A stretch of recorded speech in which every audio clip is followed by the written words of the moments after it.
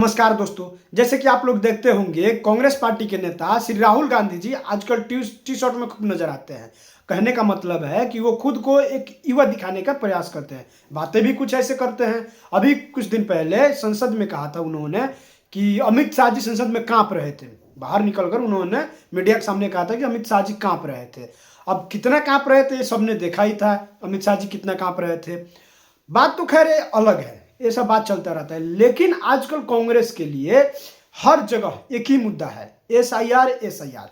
Congress party, Rahul Gandhi हर जगह यह मुद्दा उठा रहे हैं, एसआईआर। अब यह मुद्दा पब्लिक के लिए कितना है ये तो आने वाले चुनाव में भी पता चलेगा, और बिहार में पता चल भी चुका है कि ये पब्लिक के लिए मुद्दा है या नहीं है। अब इसी बात को लेकर एक बहस हो रहा था। उस बहस के दौरान समाजवादी पार्टी के प्रवक्ता आए हुए थे और साथ में भारतीय जनता पार्टी के प्रवक्ता थे। दोनों में मतलब बहुत कहा सुनी होगी, आप लोग खुद ही देख लीजिए। कांग्रेस पार्टी राहुल गांधी पूछ रहे हैं मशीन रीडेबल वोटर लिस्ट क्यों नहीं देते? आपको ओरिजिनल दे दिया सर, आप उसकी बात क्यों कर रहे हैं? आपको तो ओरिजिनल पकड़ा दिया है, ओरिजिनल ले लीजिए आप, उसमें कौन सी बड़ी बात है? आपके पास ओरिजिनल से ज्यादा होता है क्या electronic? Okay, Surendra Rajput 1 minute आपको दूंगा मैं, एक मिनट सुरेंद्र राजपूत, के शर्मा, उसके बाद आगे जाऊंगा। 1 मिनट सुरेंद्र राजपूत, आपका बोलिए। पहली चीज, आज अमित शाह जी की तरीके से एक बात और कहूंगा, के शर्मा ने भी अपनी व्हाट्सएप यूनिवर्सिटी का ज्ञान दिखा दिया आपके सामने है। देखिए, ये किस चीज के पीछे छुपे? 1951 के कानून के पीछे। हम यही तो कह रहे हैं कि मान लीजिए अतीत में जब कांग्रेस ने देश का निर्माण किया, संविधान का निर्माण किया, कुछ कमियां रह गई, और आज 70 साल 75 साल बाद जब उन कमियों को पूरा करने की बारी आ रही है, पहले कोई लिखित कानून नहीं था चुनाव आयुक्तों के लिए, और अब जब 3 लोगों को बैठाया था कि प्रधानमंत्री, प्रतिपक्ष का नेता और सीजीआई, तो जब आप कानून बना रहे थे तो एक जो निर्भीक, निष्पक्ष और निरपेक्ष आवाज थी सीजीआई की, उसको क्यों हटाया गया? इसका जवाब ये नेहरू जी से कहते कि जाके पूछिए, क्योंकि 1951 में नेहरू जी ने कानून बना दिया था। नंबर 1। नंबर 2, सीसीटीवी फुटेज के लिए भी कहते हैं कि नेहरू जी से पूछिए जाकर के। अरे भाई, उस वक्त जो था कागज के वोटों को लिखने में 5-5 साल रखे जाते थे, और आज एक जो कागज के वो पूरे एक विधानसभा के थे, एक पेन ड्राइव में आ जाते हैं। यानी पूरे एक बक्से में, जिसपे एक बक्से के क्या नाम वोट रखे जाते थे के शर्मा जी, उसमें पूरे के शर्मा 1 मिनट आपका, बोलिए के शर्मा। पूरे एक प्रदेश के रखे जा सकते हैं। ये जो जाहिलियत कहां से लाते हैं आप लोग? ऐसे मत बोलिए, ऐसे नहीं भैया। अरे भाई, आप एक चीज बताइए, आप इस यहां पर भी झूठ बोल रहे हैं, आपको शर्म नहीं आ रही है? आप बोल रहे हैं 5 साल तक जो है बैलेट पेपर रखे जाते थे, निकाल के दिखाओ एक बार 5 साल का पुराना बैलेट पेपर। शर्म आनी चाहिए आपको, शर्म नहीं है आपको। उन लोगों को जो, और दूसरी बात, 1951 में आपने ये कानून बनाया है। अरे तो बदल 65 साल तक आप जो है चुनाव आयुक्त चुनने का कानून नहीं बना पाए। मैं 1951 की बात कर रहा हूं, तो संविधान को फाड़ के फेंक दीजिए आप जाकर। के लिए ही आप आए हैं यहाँ पर। आपको 65 साल तक कानून बनाने का, उसको पूरा करने के लिए आए। इसमें नहीं बोला था, उस कमियों के पीछे छुपने के लिए आए क्या? इनको क्यों मिर्ची चुभ रही है? मैंने बीच में नहीं बोला ना इनके। मैं ये कह रहा हूं कि 1951 में जो संविधान बना, अरे भैया सुन ले, शांति से सुन भाई। 1951 में जो संविधान बना, वो संविधान कोई, यानी उसकी कोई कीमत नहीं है। ये एक संविधान की पुस्तक लेके क्या घूमते हो? ये कब की संविधान बने हुए हैं? आज कह रहे हो कि पुराना हो गया संविधान। यार अपनी बात पर, और मैं एक बात और याद दिला दूं मानक जी, ये बार बार नेहरू की जो बात कर रहे हैं, अतीत का काला अध्याय वर्तमान में यक्ष प्रश्न बनकर उभरता है, और यह अतीत का काला अध्याय जो है, जिसका यक्ष प्रश्न है, उसका उत्तर देना ही पड़ेगा। अनुराग भदौरिया को लाइए, उसके बाद विश्लेषण भी होगा। के शर्मा, आपको मौका दूंगा अनुराग का जवाब देने का। अनुराग भदौरिया, अनुराग, आपने सुना होगा अमित शाह का भाषण, सारे सवालों के जवाब मिल गए क्या? और ये कांप कौन रहा था, पहले ये बताइए, कांप कौन रहा था?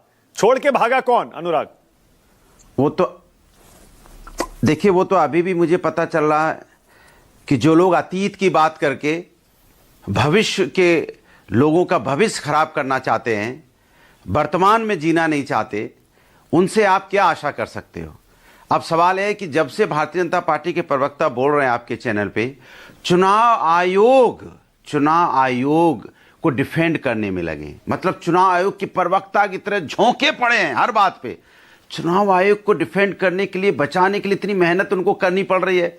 सोचो आप, जब से हर बात 1951 में चले गए, कानून 51 में बना था। अरे बहुत कानून बने थे, बहुत कानून समाज के लिए देखते हुए बदले जाते हैं। पहले तो बैलेट पेपर पे चुनाव होता था, आज तो बैलेट पेपर नहीं हो रहा है ना, ईवीएम पे हो रहा है ना।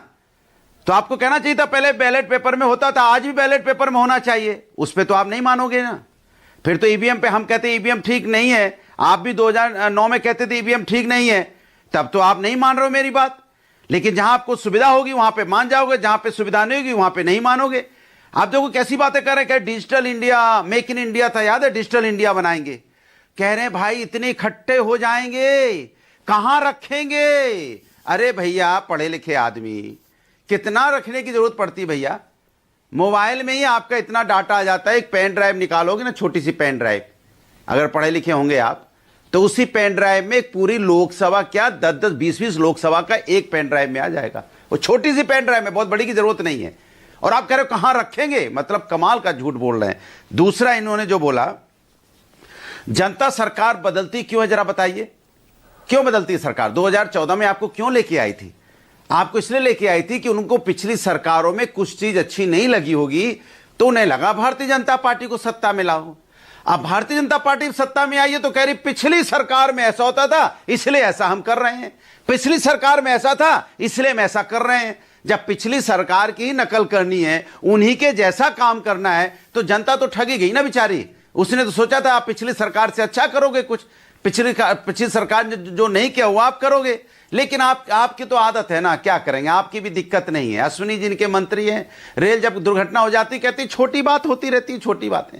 एक मनोज तिवारी जी हैं, पैसेंजर बेचारे रो रहे थे, परेशान रहे थे, भटक रहे थे, तो कह रहे ये फ्लाइट लेट होना तो छोटी बात है। माने जिंदगी दांव पे लग जाए, लोगों की मौत हो जाए, लोग परेशान हो, तड़प रहे हो, वो छोटी बात होती है। अनुराग एक सेकेंड, अनुराग दिक्कत ही नहीं ना। मैंने थोड़ी देर पहले शुरू में मैंने बताया, चुनाव आयोग ने उत्तर प्रदेश में एसआईआर का शेड्यूल बदल दिया। अब यूपी में 26 दिसंबर तक फॉर्म जमा हो सकते हैं, ड्राफ्ट वोटर लिस्ट 31 को आएगी। आप यही मांग रहे थे ना, समय दिया जाए, समय दिया जाए, मिल गया ना समय अब, तो आपको तो स्वागत करना चाहिए। नहीं पहले बोला, अरे सुन तो लीजिए, पहले बोला था फिर बोलता हूं, कम से कम 7 महीने का समय एसआईआर को देना चाहिए था। ये धोखा कर रहे हैं देश की जनता के साथ। ये सप्ताह भर बढ़ाते हैं। क्यों बढ़ा रहे हो भाई सप्ताह भर? हिंदुस्तान के बारे में चुनाव आयोग नहीं जानता क्या? हिंदुस्तान की ज्योग्राफी के बारे में नहीं समझता क्या? या हिंदुस्तान में जो जिस तरह की गांव में परेशानियां हैं, जो लोग बाहर नौकरी करने जाते हैं वो 4 महीने, 5 महीने या 6 महीने में वापस लौट के आते हैं, इसको नहीं समझता क्या? अनुराग एक सेकंड, मैं आपको ताजा आंकड़ा इलेक्शन कमीशन का यूपी का दे रहा हूं। अब उत्तर प्रदेश का चुनाव आयोग का आंकड़ा यह कह रहा है कि अभी तक जो फॉर्म डिजिटाइज हो गए हैं यूपी में, वो आंकड़ा है 99.61%। लगभग सारे फॉर्म जमा होकर डिजिटाइज भी हो चुके हैं, फिर भी तारीख बढ़ा दी चुनाव आयोग ने। तो आप कह रहे हैं 7 महीना दिया जाए, क्या जरूरत है 7 महीने की? काम तो हो गया पूरा।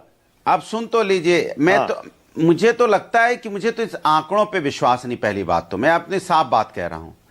अभी 2 दिन पहले ही मेरी बीएलओ से बात हो रही थी, घर जब बीएलओ आए थे, तो मैंने कहा कि हमारे इस बूथ पे कितना परसेंटेज आपने बढ़ दिया। रोज इन्हीं के घर जाते हैं, ज्यादा नहीं है, 2 दिन नहीं होगा तो 3 दिन पहले की बात होगी।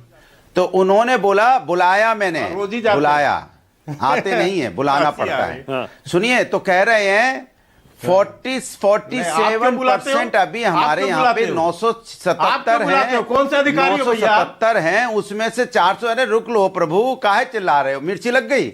पोल खोल रहे तो मिर्ची लग रही है। वाह, चुनाव की प्रवक्ता बन जाओ, काय बीजेपी झूठ बोल रहे हो। चुनाव की बात करते हैं, फुदकने लगते हो, फुदकने लग जाते हो। चुनाव के प्रवक्ता क्या आपके पास? अरे फुदकने क्या वहां पर? फुदकने लगते हो वहां पर। अरे बीएलओ नहीं आएगा तो कौन आएगा? घर घर में आपने ड्यूटी लगाई बीएलओ की जाने की, 3-3 बार जाने की। चुनाव के प्रवक्ता महोदय, पढ़ लिख के आया करो, अनपढ़ की तरह बात मत क्या करो। ड्यूटी लगाई 3-3 बार जाने की। अनपढ़ हो क्या? अनपढ़ हो, झूठ बोलते हो। नहीं, जब बात करना बीएलओ क्यों जाएगा? बीएलओ हर एक के घर जाएगा, 3-3 बार जाएगा बीएलओ के घर। अभी 1 सप्ताह पहले के डिबेट पर यही लाइन थी, पता नहीं बीएलओ कितनी बार लाइन बोल रहा था ये आदमी। कि मैंने बीएलओ बुलाया, मैंने बीएलओ बुलाया। ओके अनुराग, एक सेकंड, के के शर्मा जवाब देना, उसके बाद आगे जा रहा हूं। अनुराग अब रुक जाइए, अनुराग रुक जाइए, अब के के शर्मा आपके जवाब की बारी, फिर आगे जाओ। बहुत बीएलओ आ रहे हैं इसके घर में, ये बहुत बड़ा शहजादा बना हुआ है, 10 बहुत सेकंड। बड़ा शहजादा बना हुआ है तू। अरे क्या तुम बहुत बड़े शहजादा, चुप, बकवास मारता टीवी बैठ के, बदतमीज आदमी, बात करेगी तमीज नहीं है। क्या शहजादा बकवास शहजादा करता क्या होता है है शहजादा? टीवी पे बैठ के?